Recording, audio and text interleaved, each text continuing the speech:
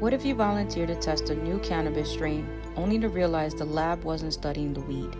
It was studying you. Would you escape the experiment or become its final result? I needed a job bad.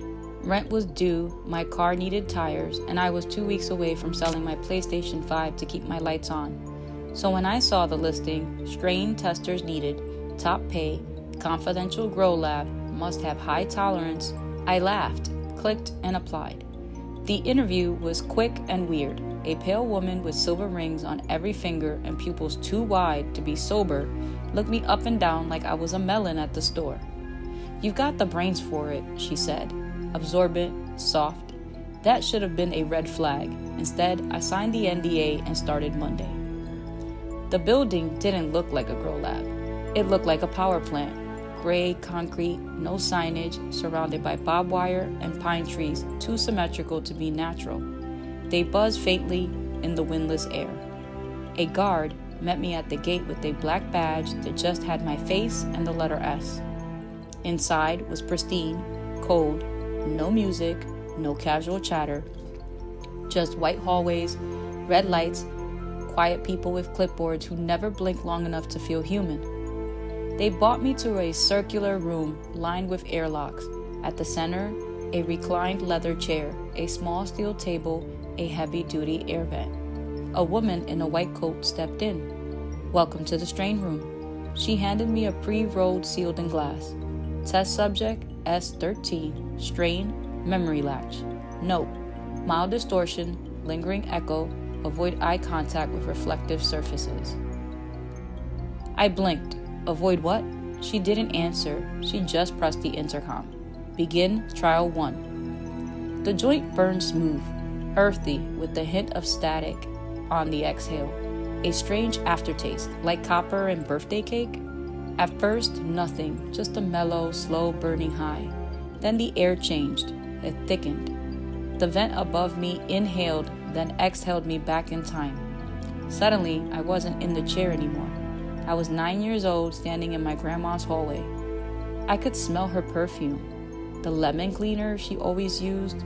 I could feel her hand on my shoulder. But something was wrong. Her hand squeezed tighter. I turned around, and it wasn't her. It was a vision of her, with no mouth. Her eyes were just dark pits leaking smoke. She leaned in and hissed, "They're recording you backwards." I blinked and was back in the chair. Heart racing, mouth dry. The woman in the lab coat was scribbling furiously. Successful latch. Subject did not fracture. "Fracture?" I asked, voice shaking. She looked up and smiled. On to the next. I came back for day 2. I don't know why. Maybe it was the money. Maybe the joint still lingered in my system like a sweet parasite. The strain 2 was called Hollow Echo. The label said, "If you hear yourself whisper, don't answer." I smoked it. I heard myself whispering behind the walls. I told myself things that I'd forgotten I'd done. Day 3. Sporadic sugar. Tasted like syrup and rot. That one made the ceiling dissolve. And through it, I saw things growing above us. Thick, black roots, curling like sleeping centipedes. The doctors just nodded, always writing, always calm. "You're holding together well," one said. "Most S candidates break during their 3rd cycle." I asked what happened to them. He didn't answer. He just looked up at the air vent and whispered, "Recycled." By the end of the week, I'd smoked 8 strains. Each one altered more than my mind. My reflection didn't blink when I did. My voice would echo long after I stopped speaking. I slept but woke in different clothes. One night I found a leaf matter in my mouth.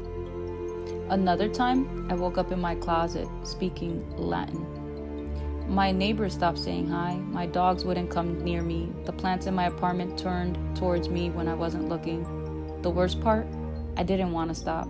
Every time I lit up in the strain room, I saw more of something, a design, a purpose, something trying to bloom in my mind, petal by glowing petal. Then came the final test. They called it God's ashtray. They wheeled it in a glass capsule, black as oil. It shimmered in the light like it was trying to move. We found it in an ancient seed vault beneath Greenland, said the doctor. We didn't breed this one, we freed it. The joint lit itself, I inhaled, and the world ended. There was no room, no floor, no self. I was smoke. I was ash. I was inhaled by something larger. It saw me, all of me, every lie, every craving, every moment I cheated, stole, or lied to myself. It folded me into a leaf and sparked me into eternity. I heard a voice say, "Now you are the strain." I woke up hours later, alone, no doctors, no doors, no ceilings, just a chair and a new glass case beside me. Inside was a fresh pre-roll, labeled Test Subject S13. Effects, persistent haunting, identity shedding, host memory loop. Now I sit in the strain room. Someone new comes in every day.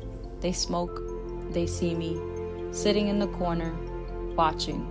Sometimes I whisper warnings, sometimes I laugh. But no one listens, they never listen. They always light up, and the cycle starts again. Final notes.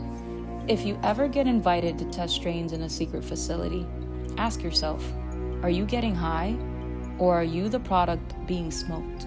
Because once you enter the strain room, you never leave. You just burn slower. Strains mentioned.